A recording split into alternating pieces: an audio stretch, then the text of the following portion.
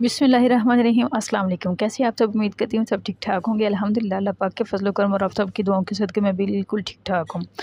आज की वीडियो बहुत ही अहम होने वाली है। आज की वीडियो आपने लोगों ने पूरी देखनी है, लाइक शेयर कमेंट लाजमी करना। जिन लोगों ने अभी तक मेरा चैनल सब्सक्राइब नहीं किया वो फटाफट मेरा चैनल सब्सक्राइब कर लो।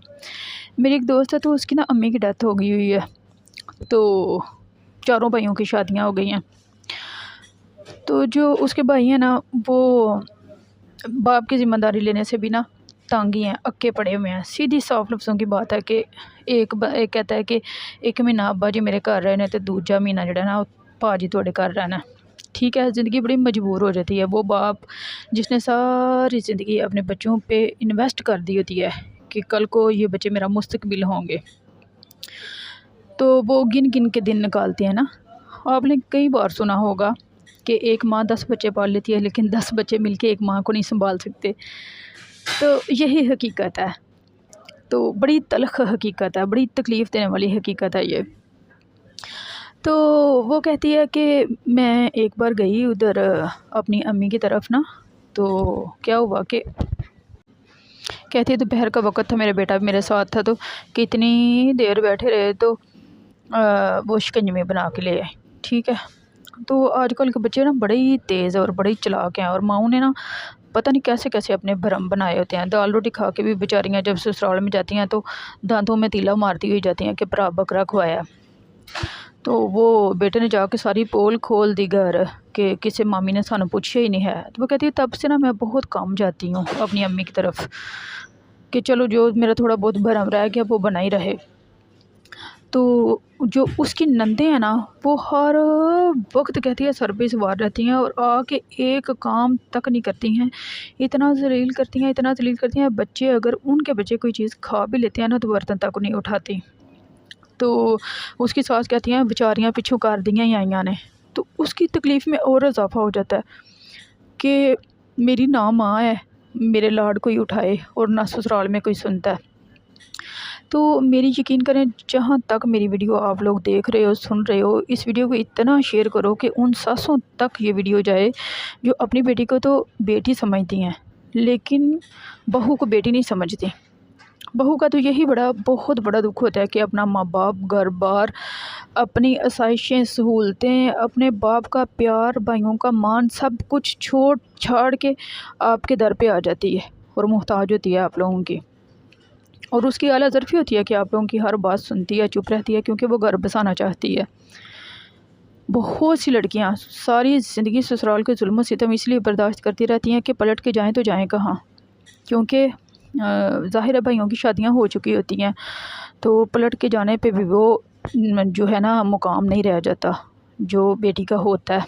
और अल्लाह माफ़ करे, अल्लाह माफ़ करे जिन बेटियों के माँ बाप नहीं होते, उनका अगर ससुराल अच्छा ना हो तो उन बेचारियों के लिए ऐसे ही होता है, आगे आगे तो पीछे पानी। उन्हें समझ नहीं आती कि हम करें तो क्या करें, जाएं तो जाएं कहाँ। और जो मैंने बहुत सी जो सासें होती हैं वो देखी हैं, अपनी बेटी को इतनी अहमियत देती हैं, इतनी अहमियत देती हैं जिसकी कोई हद ही नहीं है।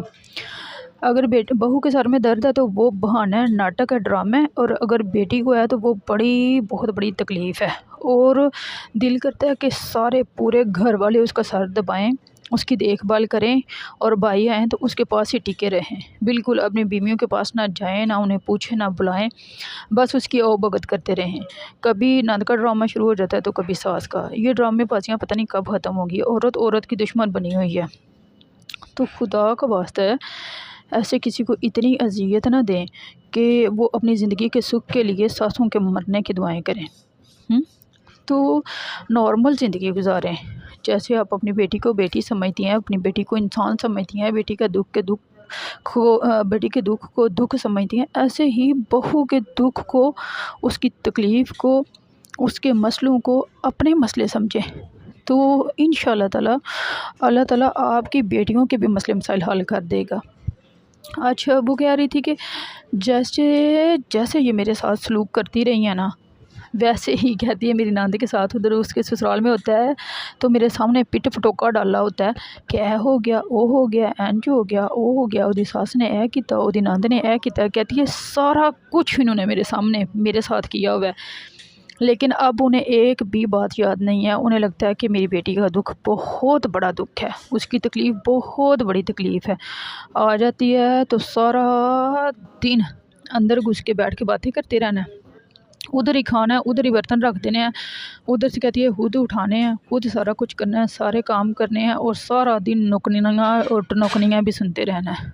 तो मैं समझती हूँ पाकिस्तान में पता नहीं ये मसले मसाइल कहाँ कैसे हल होंगे। सिर्फ पाकिस्तान में नहीं, भी इंडिया में भी। इंडिया की मेरी एक दोस्त है, उसके साथ यकीन करें उसके ससुराल वालों ने जानवरों से भी बदतर सलूक किया हुआ था। इतनी पढ़ी लिखी है, इतनी समझदार है, इतनी बाशऊर है, मेरी क्लास फेलो है। तो हमारे साथ जाती थी, यकीन करें उसका दुख सुना नहीं था जाता है, जितनी उसे तकलीफ़ें उसे दी हैं उसके ससुराल वालों ने। तो अक्सर वो कहती है मैं नर्क से निकल आई हूँ। तो ऐसे इतना किसी को तंग ना करें कि वो दस्तबरदार ही हो जाए, वो उसे छोड़ ही दे। और जो मेरी बहनें अपनी ससुराल में रहती हैं, उनसे मेरी इल्तमास है कि आप लोग अपनी ज़िंदगी में हर शख्स को एक ख़ास मुकाम दें, एक ख़ास कुर्सी पे बिठाएं, एक अच्छी जगह पे बिठाएं, इसे अहमियत दें, इज़्ज़त दें, इत्मीनान से मुशाहदा करें कि वो आपके दी हुई इज़्ज़त को, आपके दिए हुए मान को बरकरार रखता है या अपना तवाज़ुन खोने लगता है।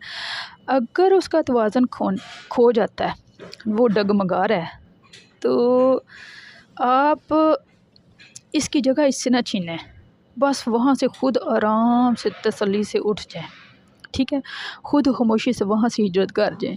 याद रखें, अगर किसी को आपकी दी हुई इज़्ज़त, मोहब्बत, खुलूस, चाहत, मान, मुकाम रास नहीं आ रहा, तो आप अपना वक़ार और ज़र्फ़ मत खोएं, ठीक है, बस खामोशी से उस मंज़रनामे से ना हट जाएं, अपनी कहानी को उनकी कहानी से अलग कर लें, खुद से खुद जीना शुरू कर दें, किसी के मोहताज ना रहें, इस इंतज़ार में ना रहें कि कोई आएगा और हाथ पकड़ के आपको उस पार ले जाएगा जहाँ बड़ा सुख होगा।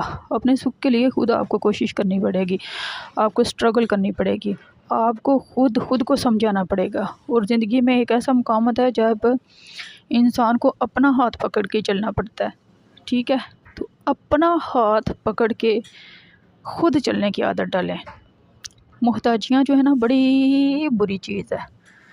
तो किसी के मोहताज ना रहें, इंतज़ार ना करें कि वक्त बदलेगा। वक्त आपने ख़ुद बदलना है।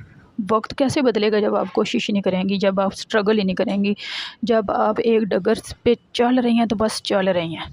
ज़िंदगी गुज़र रही है रोते पीटते सिसकते, अपनी ख्वाहिशात मारते हुए तो बस गुज़र रही है। रो धो के अगला दिन फिर शुरू हो गया।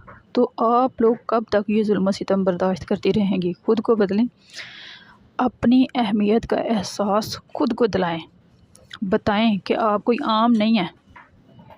मुझे चूँकि कोई 20 साल हो गया इन पढ़ाइयों के चक्करों में पड़ी हुई, तो मेरी बहुत सारी फ्रेंड्स हैं। तो यकीन करें हर रोज़ कोई ना कोई नई कहानी सुनने को मिलती है। एक मेरी दोस्त है तो उसकी सास कहती हैं मुझे अकेले डर लगता है। तेनों बच्चे जमन लग गया ना डर लग गया, उन्होंने दियाँ शादियाँ करन लग गया ना डर लग गया, तेनों हुण बच्चा विआह दिता है तो तेनों डर लगन लग गया। एडी तो छुन्नी काकी है। तो वो क्या है, जब वो कहती है मेरे पास सोया करो। तो पिछले दिनों उसकी सास, एक और लड़की ने मुझे कल परसों कमेंट किया, तो मैंने कहा इसका मतलब है कि सिर्फ मेरी दोस्त की सास ऐसा नहीं करती, और भी बहुत सारे ड्रामेबाज लोग हैं दुनिया में।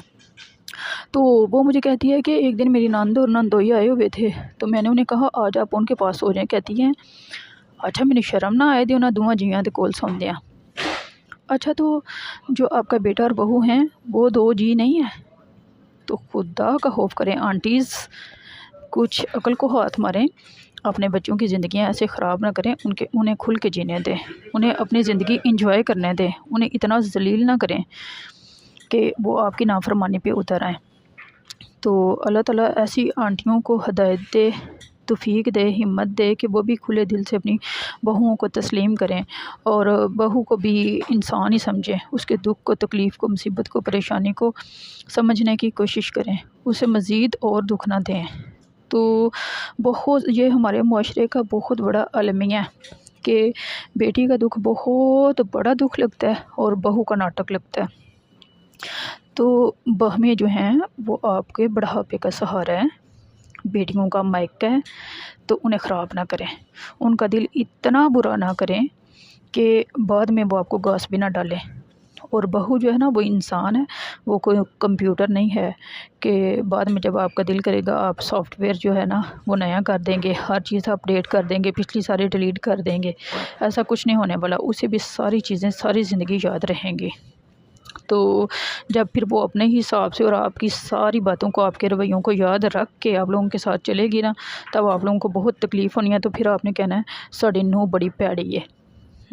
तो कोई भी शख्स इतना बुरा नहीं होता, वक्त और हालात और लोगों के रवैये उसे बुरा कर देते हैं। अगर किसी को कोई मेरी बात बुरी लगी हो तो मैं दिल से माज़रत चाहती हूँ। अपना ढेर सारा ख्याल रखना, मुझे दुआओं में याद रखना। ओके, अल्लाह हाफ़िज़ और अस्सलामु अलैकुम। मेरी सारी बहनों को अल्लाह ताला अपने घरों के सुख दे, चैन दे और उनके बच्चों को उनका फरमा बरदार करे। मेरी ढेर सारी दुआएं आप लोगों के लिए और आप लोग मुझे भी दुआओं में याद रखना। अल्लाह हाफ़िज़।